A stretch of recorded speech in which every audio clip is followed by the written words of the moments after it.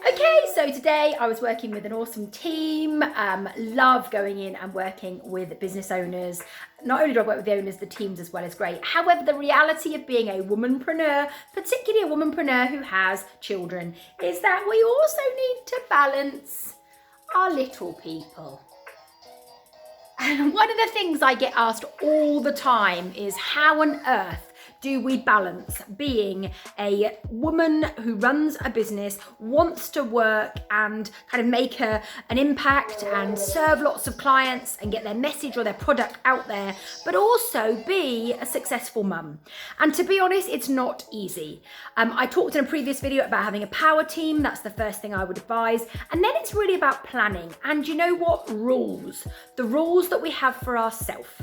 My husband always says to me, you try and do too much all at once, you try and do too much. And you know what? I think he's probably right. And I'm sure you can relate too. So one of the things that I really love to do is set timetable. When am I being mummy? When am I being the business owner that I want to be, whether that's traveling to events, speaking on stage, doing consultancy, doing client coaching calls, whatever it is, what are the time frames I'm doing that? Then when am I not doing any work for the business or I'm working on the business? So the way that I kind of plan it is I like to do the school runs. So if I'm seeing clients or doing events, I tend to do them from around about 9:30. I never do a meeting before 9:30 because I know that if I do, I'm going to be stressed out mummy, and no one wants to pay a business consultant who's in the stressed out mummy mode.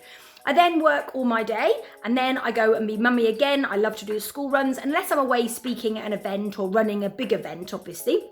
And then what will happen is I turn into mummy, and then in the evening when the kids are in bed, I can't do this every night because I do want to sustain a relationship with my husband. I will then go back and finish off the work that I wanted to do. So it's kind of planning it out. One of the mistakes a lot of women in business make is that they actually try and do it all at once. I remember an awesome client of mine telling me that she had been at home with her 2 children and she was kind of getting involved. I think she was making the tea, and her manager phoned up to discuss his bonus. Now at this time, he wanted a pay rise and he'd rung her at home to discuss it. The littlest child was having a meltdown. Apparently he was really hysterically being naughty, having a tantrum on the floor. And this awesome womanpreneur is trying to deal with that tantrum and deal with the manager who's ringing up, demanding and getting very aggressive about the fact that he should have a pay rise. After the call, this lady found that she'd agreed a pay rise she didn't want to do. She was angry at the manager, but she was also angry at the child. And basically, after our conversation, she realised that the one person that she shouldn't be angry with, but that she should make sure that she had a big old stern talking to, was herself. Because she was the one who'd answered the phone to the manager during family time. And that's really difficult for all of us. So set some boundaries for yourself. When are you being a womanpreneur and you're working and you're doing business, and when are you not? And then stick to it. I know for many years when I was a clinician, I had healthcare practices, and Mrs. Jones had come to see me at 8 o'clock for many years. And that's what she wanted to do. I then had children and I felt really, it was heart-wrenching. Do I stop seeing Mrs. Jones at 8 o'clock and kind of become mummy, or what do I do? And it took me a couple of years my husband kind of pushing me to say, listen, Mrs. Jones will be fine. Let her see one of the associates and you be mummy like you want to be, and then you go in slightly later. That's the point of us having a business, that we can balance this. Yet some of us are actually working hard, which is great. We love to work hard, but instead of smart, we should be working smart. We shouldn't be working harder than we would do if we were an employee for someone else. Many of us started our business to escape from a crazy boss, but we ended up with a worse crazy boss, one who works us harder, doesn't let us take time off, doesn't pay us what we're entitled to, makes us try and balance and wear many hats, whether it's being a mummy, or whether it's that you've got animals, or whether you're looking after elderly parents, or you just want to be a good friend to somebody.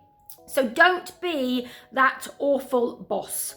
Okay, take back control. The only person who can rescue you if you have a crazy boss, i.e. yourself, because you're a womanpreneur, is you. So assess your timetable. When are you doing the business? When are you doing mummy, or if it's animals or parents or whatever it is that you've got going on in your life? When are you away from the business? And for all of us, when is you time? I laugh when I say, oh yes, I might get some me time today, but you know what? I'll say it all the time to my clients, every woman I ever meet. Self-care is a necessity, not a luxury. Because you know what? There's a fine line between us feeling happy, healthy and well and feeling stressed and burnt out. And the minute that we have nothing left to give, whether it's to our family or to our clients, then that's a real big problem, because we cannot lead from a place of burnout. So a few hints and tips for you today. Really hope that you enjoyed connecting in. And if you haven't, then please like the video and subscribe, and I'll see you again soon. Thanks for watching that video. If you're a woman in business and you want more content about how you can set yourself free, then subscribe. And if you want more content right now, then click this video that I've picked especially for you.